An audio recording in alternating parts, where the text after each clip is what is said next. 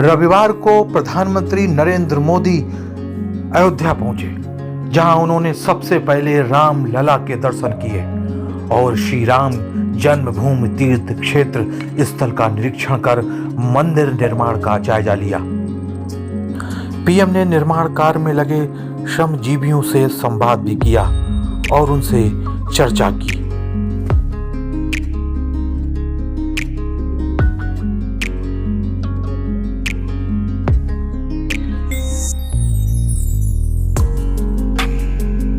इसके बाद पीएम मोदी ने दीपोत्सव कार्यक्रम से पहले अयोध्या में प्रतीकात्मक रूप से भगवान राम का राज्याभिषेक किया। इस दौरान उन्होंने कहा,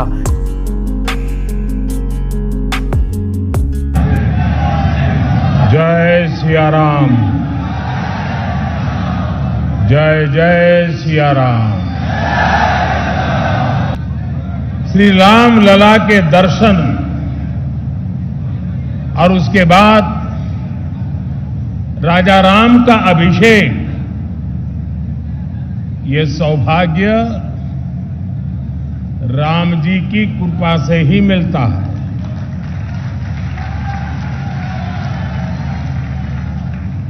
जब श्री राम का अभिषेक होता है तो हमारे भीतर भगवान राम के आदर्श और मूल्य और दृढ़ हो जाते हैं।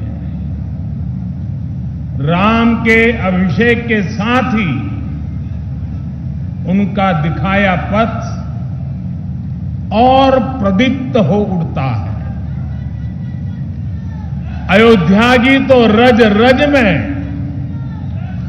कण कण में उनका दर्शन समाहित है। राम किसी को पीछे नहीं छोड़ते।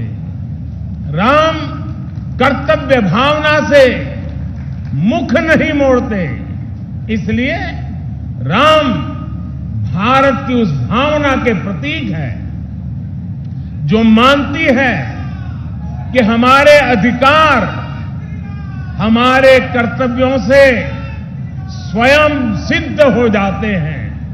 इसलिए हमें कर्तव्यों के प्रति समर्पित होने की जरूरत है।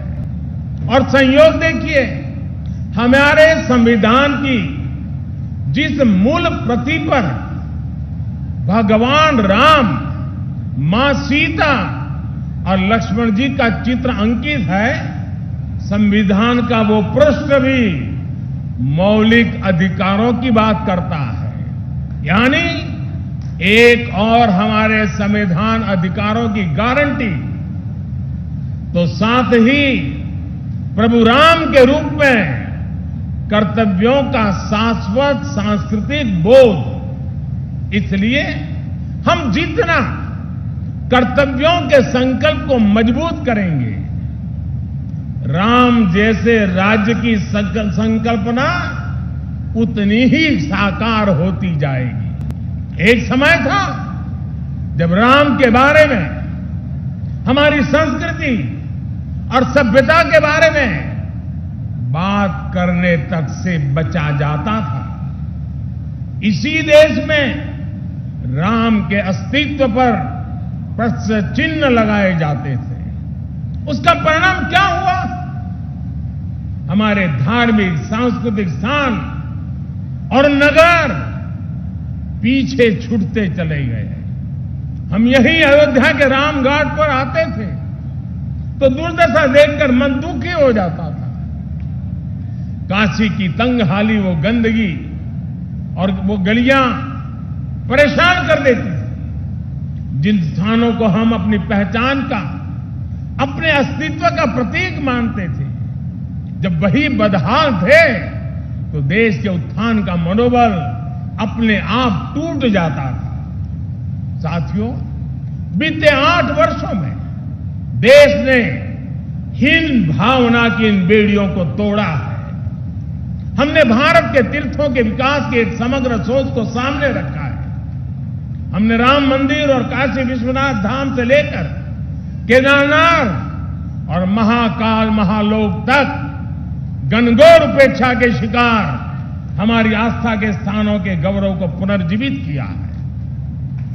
एक समग्र प्रयास कैसे समग्र विकास का जरिया बन जाता है, आज देश इसका साक्षी है। साथियों, इस सांस्कृतिक विकास के कई सामाजिक और अंतर्राष्ट्रीय आयाम भी हैं।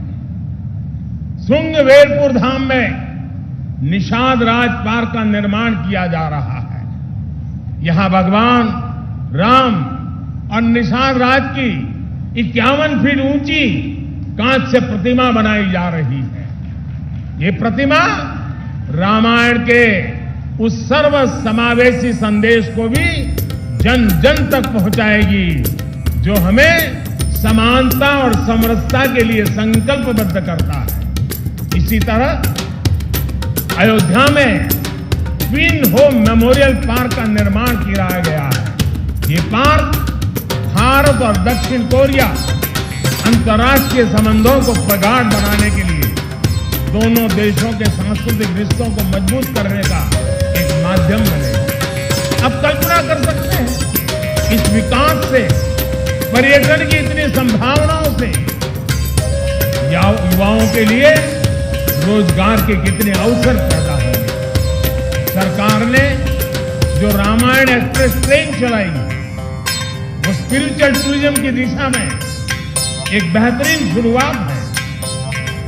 आज देश में 4 धाम प्रोजेक्ट हो, बुद्ध सर्किट हो या प्रसाद योजना के तहत चल रहे विकास कार्य हो, हमारा यह सांस्कृतिक उत्कर्ष नए भारत के समग्र उत्थान का श्री गणेश है।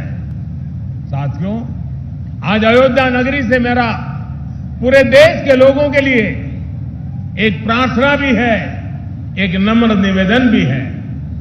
अयोध्या भारत की महान सांस्कृतिक विरासत का प्रतिबिंब है। राम अयोध्या के राजकुमार थे, लेकिन आराध्य वो पूरे देश के हैं। उनकी प्रेरणा, उनकी तप तपस्या, उनका दिखाया मार्ग हर देशवासी के लिए है। भगवान राम के आदर्शों पर चलना हम सभी भारतीयों का कर्तव्य है। उनके आदर्शों को हमें निरंतर जीना है, जीवन में उतारना है और इस आदर्श पथ पर चलते हुए अयोध्या वासियों पर दोहरा दायित्व है। आपकी डबल रिस्पॉन्सिबिलिटी है मेरे अयोध्या के भाइयों बहनों।